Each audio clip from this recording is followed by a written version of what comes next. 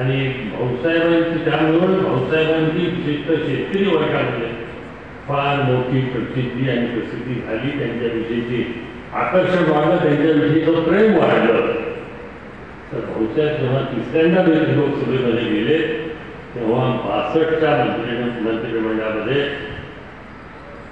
दुर्भाग्यवश त्यांना समाविष्ट करून केल्या गेल्या नाही, ही सुद्धा शोकांतिका आहे. आणि म्हणून बरीचशी मंडळी म्हणत असते की आपण जर काम केलं तर आपल्यावर लोकांचा डोळा बसतो आणि त्या माध्यमातून आपल्याला आपलं नुकसान होऊ शकतं.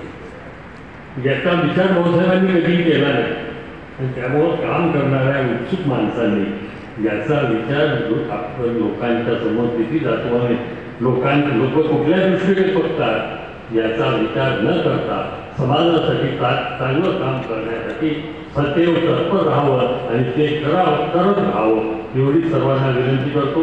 आता या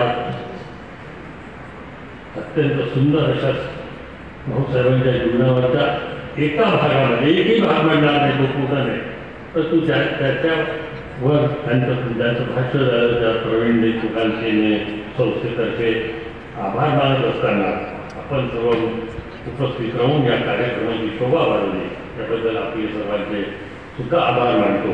आपली रजा घेतो. नमस्कार. जय हिंद.